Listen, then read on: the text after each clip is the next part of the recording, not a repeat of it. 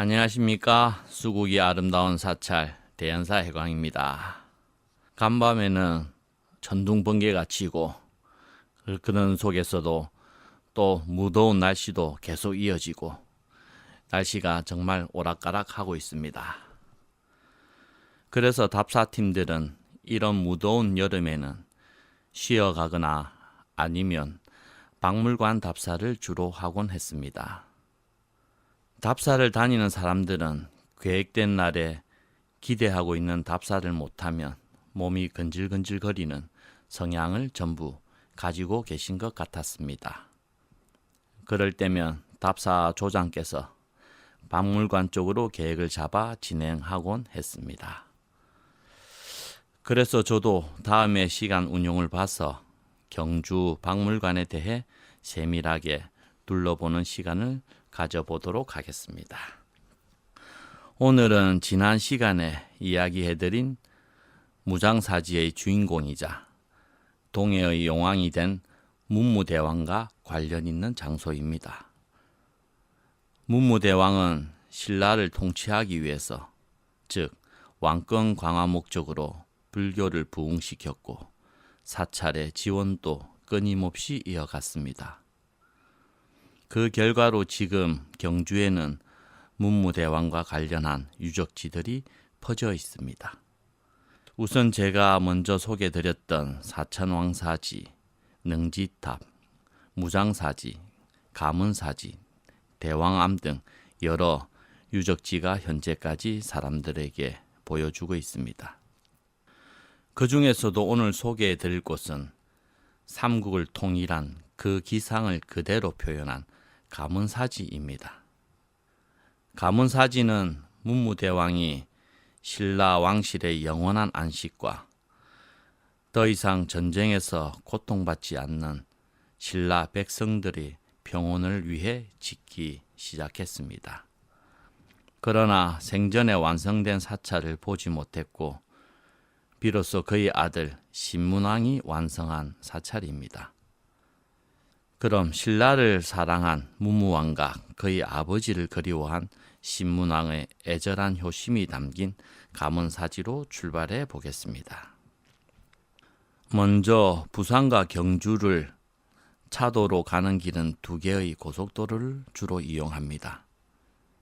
일반적으로 유명한 관광지들이 모여있는 황리단길이나 보문단지 쪽은 부산, 서울 간 고속도로를 이용하는 편이고 간포 등 동해 바다 쪽 방향으로 둘러볼 때는 부산, 포항 간 고속도로를 이용하는 게 시간적으로 유리합니다. 부산, 포항 간 고속도로가 완성되기 전에는 경주 IC로 들어와서 오랜 시간을 이동해야 가문사지에 도착할 수 있었는데 현재는 부산, 포항 간 고속도로를 이용해서 동경주 IC로 나오면 더 빨리 목적지에 도착할 수가 있습니다.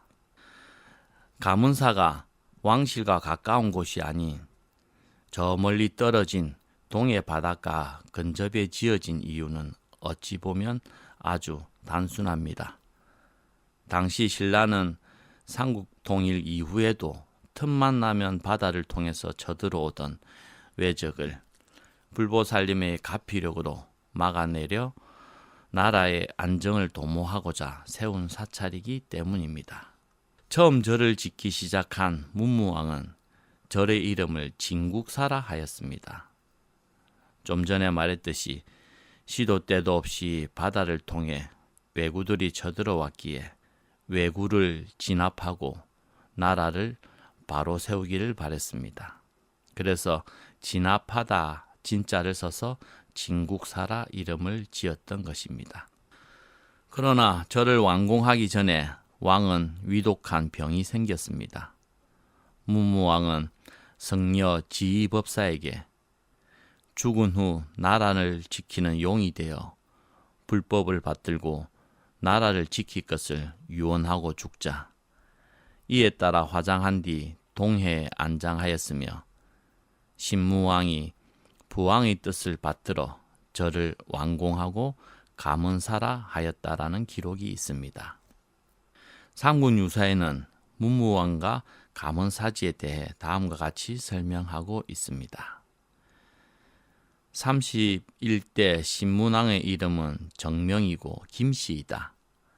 계요 원년 신사 681년 7월 7일에 왕위에 오르자 거룩하신 선대 부왕인 문무대왕을 위하여 동해 바닷가에 가문사를 창건하였다. 절에 있는 기록은 이러하다. 문무왕께서 왜군을 진압하려고 이 절을 짓기 시작하셨지만 다 마치지 못하고 세상을 떠나시어 바다의 용이 되셨다. 그 아드님이신 신문왕께서 왕위에 오른 해인 계요 2년에 공사를 마쳤다. 금당 돌계단 아래에 동쪽을 향해 구멍을 하나 뚫어 놓았으니 곧 용이 절로 들어와 돌아다니게 하려고 마련한 것이다. 왕의 유언에 따라 뼈를 보관한 곳이므로 대왕암이라고 불렀고 절은 가문사라고 하였다.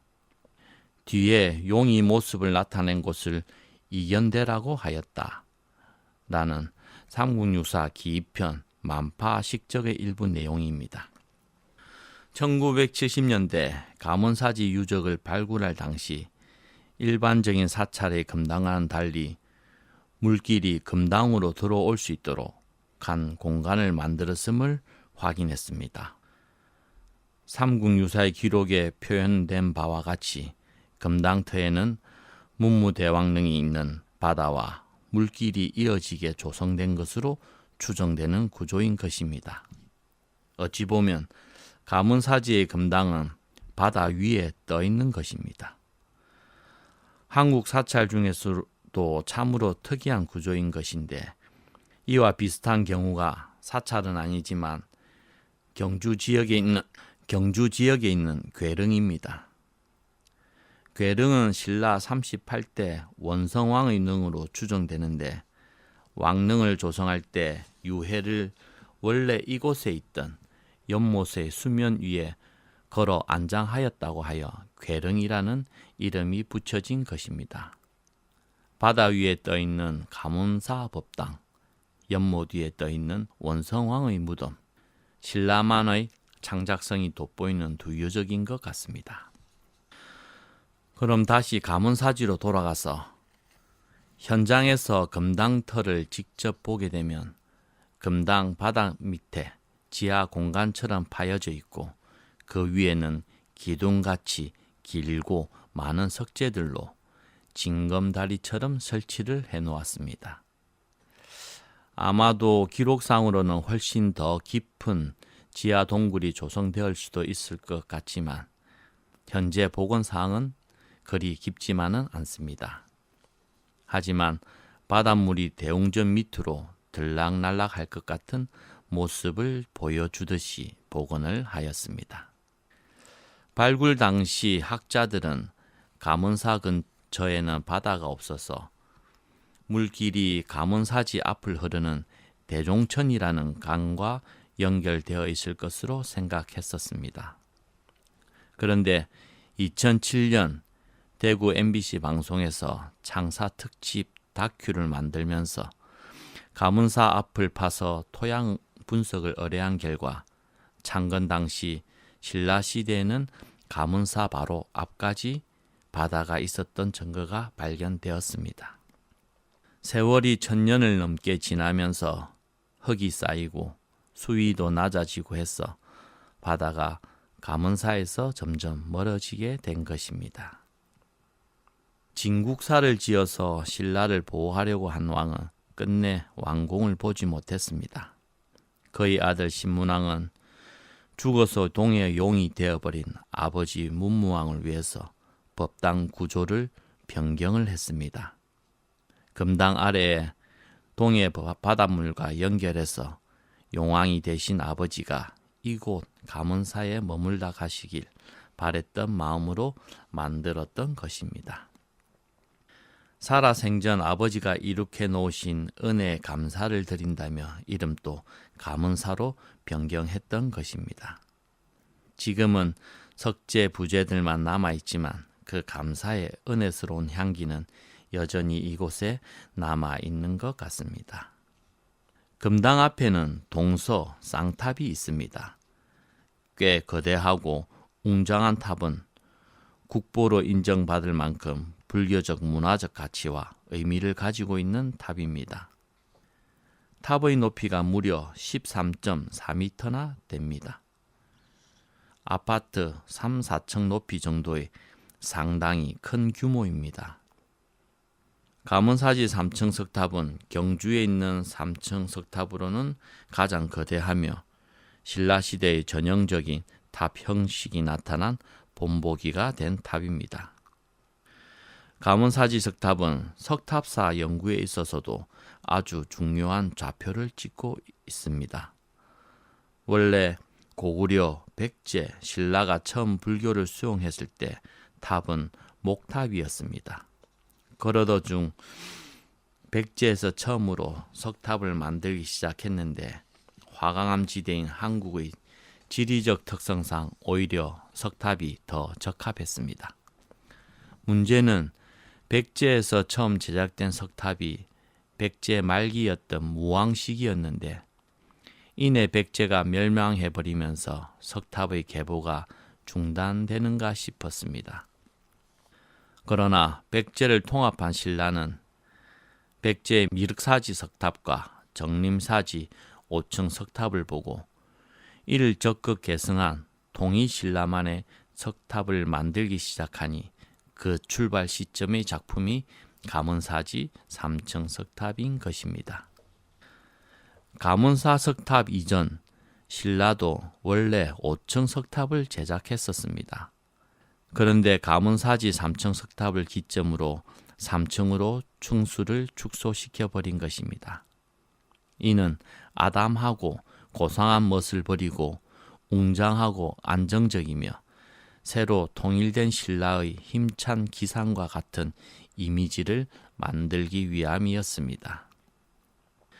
전 문화재청장이신 유홍준 교수는 통일 직후 안정적인 새 국가 건설이라는 이념하에서 탄생했다고 나의 문화 유산 답사기에 소개되어 있습니다. 유홍준 교수의 표현에 의하면 그 기세는 결코 허세를 부리는 과장된 상승이 아니다. 대지에 굳건히 뿌리내린 팽창된 힘에 유지되어 있어 조금도 흔들림이 없는 엄정한 기품이 서려 있다. 가문사 3층 석탑 앞에 서면 나는 저 장중한 위세 앞에 주눅이 들어 오금에 힘을 쓸 수가 없다며 석탑의 소감을 밝혔습니다. 가문사지 3층 석탑을 세심히 보면 기단부를 아주 두껍게 둠으로써 안정적인 기반을 쌓고 1층까지도 무게감을 주듯이 처리하였습니다. 2층부터 3층까지 탑신의 비율과 체감률을 급격히 줄여나가며 상승감을 보여줬습니다. 상륜부의 찰주까지 이어진 모습을 보면 신문왕과 당대 신라 석공들이 기단부와 1층의 둔한 이미지를 탈피하기 위해 치솟는 상승감에 얼마나 골몰했는지 느껴집니다. 이것은 경주 박물관에 있는 고선사지 3층 석탑과 비교하면 바로 알 수가 있습니다. 고선사지 석탑도 대탑으로서 가문사지 석탑과 비슷하지만 현재는 찰주가 없습니다. 그런데 찰주가 있는 가문사지를 비교해서 보게 되면 그 상승감을 확실히 느낄 수 있을 것입니다. 구조물에 대해 잘 모르는 일반 사람들도 이 석탑을 마주하게 되면 아주 거대한 석탑이지만 매우 안정적인 느낌을 받을 수 있을 것입니다. 이는 기하학적으로 계산해도 딱 맞아떨어지는 구조이기 때문입니다. 분석해보면 지대석 가로 길이가 6m 50cm입니다. 최초 철개 시에는 6m 70cm였는데 세월이 흐르면서 유격 차이로 현재 측정 길이는 6m 50cm입니다. 그리고 땅에서 상륜부 찰주까지 높이가 13m 40cm입니다. 당시 6m 70cm의 곱이 13m 40cm이니까 가로 길이와 높이의 비율이 정확히 1대 2로 조성되었습니다. 그리고 기단부, 탑신부, 상륜부 높이의 체감 비율도 치수를 쟀을 때 가장 안정적인 비율로 만들어졌다는 것입니다. 또한 지대서 가로변과 찰주 끝 지점으로 삼각형으로 임의의 선을 그렸을 때 3층 구조의 지붕돌 크기의 끝에 정확히 삼각형면이 닿는다는 것입니다. 이것은 현대 건축 기법에도 선보이는 비율입니다. 현대는 수많은 첨단 장비와 컴퓨터 프로그램을 이용해서 제작하는 데 반면 신라 시대는 단지 줄을 이용한 측정 기구만이 존재했을 것인데 이렇게 완벽하게 조성한다는 것이 실로 놀랍습니다. 더구나 목재가 아닌 석재로 표현했다는 사실 또한 놀라움의 연속인 것입니다. 가문사지 3층 석탑으로 시작한 동이신라 석탑의 완벽한 비율의 탑들은 국보 37호인 황복사지 3층 석탑, 국보 38호인 고선사지 3층 석탑으로 이어지다가 9세기 마침내 불국사 3층 석탑, 이른바 석가탑으로 완성되기에 이른 것입니다. 그럼 다음 시간에 계속 이어서 가보도록 하겠습니다. 감사합니다. 성불하십시오.